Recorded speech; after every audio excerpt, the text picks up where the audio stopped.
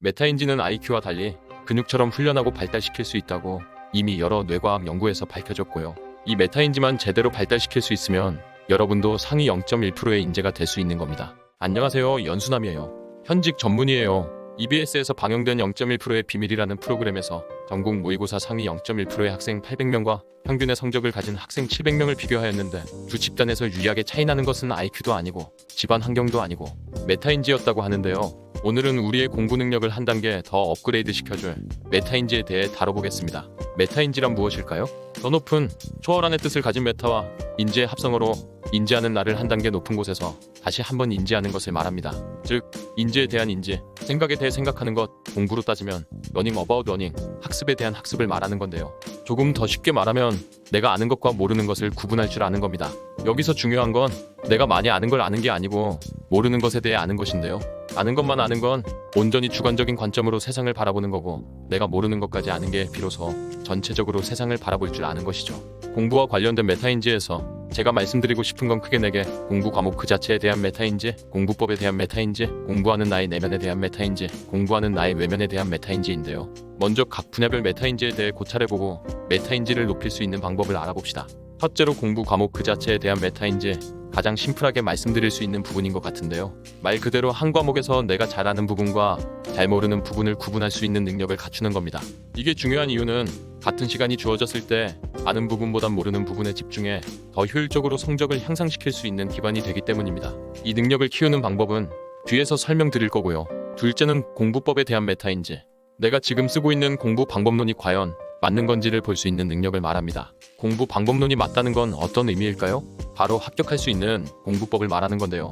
합격할 수 있는 공부란 주어진 시간에서 그 방법론을 써 공부해 나갔을 때 결국 합격을 보장하는 공부법을 의미합니다. 여러분에게 주어진 시간은 이미 정해져 있으니까 결국 효율이 좋은 공부법을 계속해서 찾는 걸 뜻하겠죠? 셋째, 공부하는 나 자신의 내면에 대한 메타인지, 앞에 2개는 객체가 공부였는데요. 여기서부터는 나에 대한 얘기입니다. 결국 공부하는 나에 대한 메타인지니까 공부와 나에 대해 각각 분석적으로 살펴보는 것이죠. 나에 대한 메타인지, 그 중에서도 내면에 대한 것으로는 크게 본인의 장단점을 파악하는 것, 전문 용어로는 내용 지식이라고 하는데 자신의 능력을 이해하는 능력을 말합니다. 그리고 본인이 공부를 하는 동기에 대한 것을 다시 한번 되짚어보는 것, 즉 본인이 공부를 하는 동기가 바로 제대로 잡혀 있는지를 살펴보는 걸 말합니다. 넷째, 공부하는 나의 외면에 대한 메타인지, 이건 공부하는 자신에 대한 외부의 시선에 대한 자신의 인지에 대한 인지를 말하는데요. 가령 공부하는 자신을 바라보는 부모님이나 선생님의 시선, 교실에서 질문을 하는 자신을 바라보는 친구들의 시선에 대한 본인의 인지를 다시 한번 되짚어보는 겁니다. 크게 남에게 보여주기식의 공부, 질문을 하는 자신을 부끄러워하는 감정적인 영역으로 나눌 수 있겠습니다. 각각의 의미를 살펴봤으니 이제 메타인지를 높이는 법으로 넘어가 볼까요? 첫째, 과목 자체의 메타인지를 높이는 법은 다시 4개로 나뉘는데요. 첫 번째는 제가 늘 강조했던 아웃풋 공부법을 활용하는 겁니다. 대표적으로 본인이 읽거나 외웠던 것을 워드에 적어보는 타이핑 공부법이 있겠죠.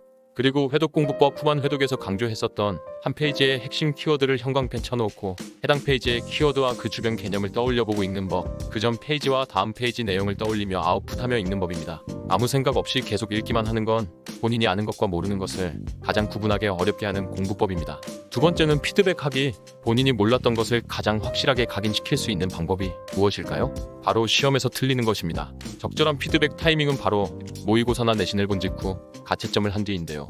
꼭 직후라는 골든타임을 지켜 시험에서 틀린 개념을 머릿속에 확실히 때려 박아 넣고 본 시험에서는 틀리지 말도록 합시다. 세 번째는 마인드 컨트롤, 메타인지의 시작은 완벽하지 않은 자신을 인정하는 것에서 시작하는 건데요.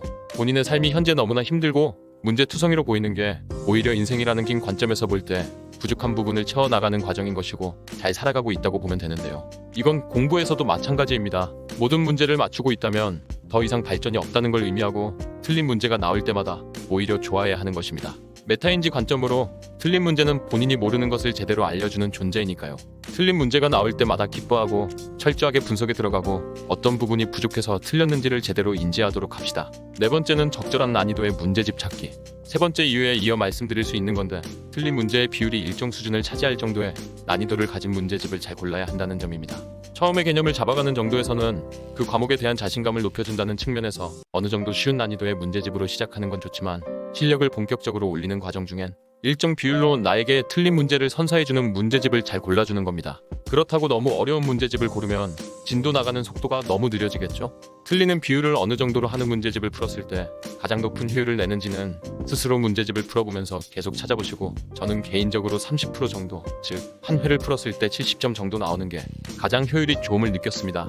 이 정도 수준의 문제집을 여러 구원 풀면서 계속 실력을 늘려가다가 거의 그 과목을 마스터할 때쯤엔 어떤 문제집을 풀어도 틀리는 문제가 거의 없는 경지까지 갈 수 있도록 하고, 그 즈음 되면 그 과목을 거의 마스터했다고 봐도 되는 겁니다. 둘째, 공부법에 대한 메타인지 높이기. 공부법 자체를 업그레이드하는 방법은 다시 3개로 나뉘는데요. 첫 번째는 기록하기. 남들보다 무조건 시험 잘 보는 법 영상에서 말씀드린 부분인데요. 오늘의 공부 효율보다 내일의 공부 효율을 더 높일 방법은 없는지, 오늘 내가 한 공부가 어제 한 공부 또는 내일에 할 공부보다 효과적인지를 끊임없이 의심하고 비교하는 건데요. 생각만으로 하는 것보다 직접 기록을 해보는 게 더 확실한 방법입니다. 하루에 단 5분만 투자해 휴대폰 메모장 같은 곳에 본인이 공부한 과목, 주로 시행한 공부법, 본인이 생각한 효율을 적어 놓으면 일정 날 이상 쌓이면 그 기록들이 데이터가 되는 거고, 거기서 가장 효율이 좋았던 방법들만 계속 취해가는 방식이죠. 두 번째는 남들과 비교하기. 남들과 성적을 비교하라는 말이 아닙니다. 남들의 공부법과 자신의 공부법을 비교하는 건데요. 첫 번째가 본인 공부법 간의 비교였다면 이건 본인과 다른 사람의 공부법을 비교하는 겁니다. 기왕 비교할 거 공부 잘하는 사람과의 비교가 좋겠죠. 그런 측면에서 여러 합격수기 책이나 공부법 영상 등을 자주 시청하는 걸 권장합니다. 본인에게 가장 잘 맞는 공부법을 찾아가는 겁니다. 체인지 공부법에서 말씀드렸듯 저도 유튜브가 없던 시절 많은 공부 천재들의 공부법 책들을 사서 보는 걸 취미로 했었고, 그 내공들이 쌓여 다양한 공부법을 소유한 지금의 나를 만들 수가 있었습니다. 세 번째는 역시 피드백. 공부 과목 자체의 피드백이 시험 직후 가채점을 한 이후 이루어졌다면 공부법에 대한 피드백은 시험 전체가 끝나고 하는 겁니다. 시험이 내신같이 며칠에 걸쳐 있는 경우 둘 시기 사이에 차이가 있겠죠. 이때 과목별로 했던 공부법 자체, 과목 간 투자했던 시간의 밸런스, 전반적인 시간 관리 능력을 본인의 성과를 바탕으로 분석해보는 겁니다. 점수가 예상이 안 되는 경우는 성적이 나온 다음에 진행하셔도 괜찮습니다. 이러한 분석 역시 기록을 해둔다면 매 시험이 반복되면서 점점 공부법과 시간관리 능력에 대한 메타인지 능력이 향상됨을 느끼실 겁니다. 셋째, 공부하는 자신의 내면에 대한 메타인지 높이기.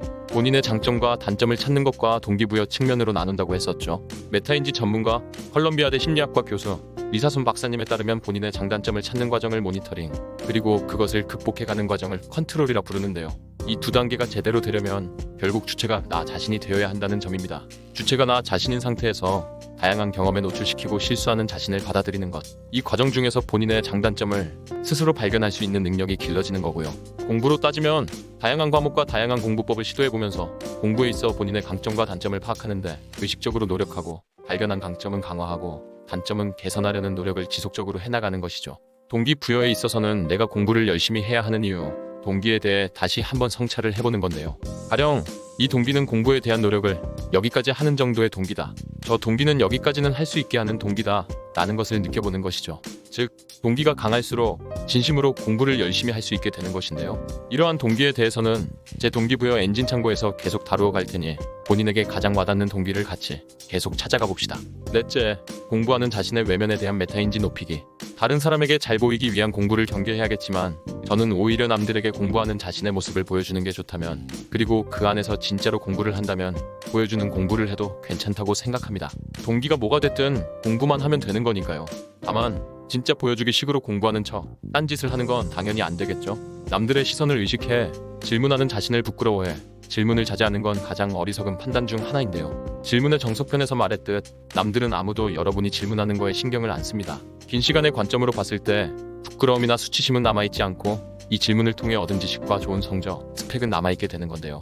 질문을 할 때 여러분의 시야를 교실에 있는 친구들로 향하게 하지 말고 3인칭의 관점, 지구를 넘어 우주에서 바라보고 수많은 교실과 학생들 중 자기 자신을 그저 공부를 열심히 하는 학생으로 보는 훈련을 해보세요. 질문할 때 수치심이 싸그리 사라집니다. 마지막으로 전체적인 메타인지 자체를 키우는데 필요한 덕목을 말씀드리며 영상을 마무리할 건데요. 바로 본인이 한없이 부족하고 모르는 게 많다는 사실을 받아들이는 겸손함, 이 부족한 걸 찾아 나서는 호기심, 그리고 이 부족함을 극복해 나갈 수 있도록 나 자신과의 길고 외로운 싸움을 해나가는 인내심, 마지막으로 그 과정을 온전히 해낼 수 있다는 자신감. 결국 본질은 스스로 인고의 과정을 거쳤을 때 키울 수 있는 게 메타인지인 겁니다. 메타인지는 IQ와 달리 근육처럼 훈련하고 발달시킬 수 있다고 이미 여러 뇌과학 연구에서 밝혀졌고요. 제가 그 과정을 옆에서 함께 계속 도와드리겠습니다. 이 메타인지만 제대로 발달시킬 수 있으면 여러분도 상위 0.1%의 인재가 될 수 있는 겁니다. 오늘 영상이 도움이 되셨다면 구독과 좋아요, 알림 전체 설정 해주시고요. 연수남 채널의 인사이트 넘치는 회원 전용 영상을 보고 싶다면 구독력 가입 버튼 눌러주세요. 다음 시간에는 성적을 수직으로 끌어올리는 수업 제대로 듣는 법, 수업과 강의 200% 활용하는 법 편으로 찾아뵙겠습니다. 감사합니다. 당당당.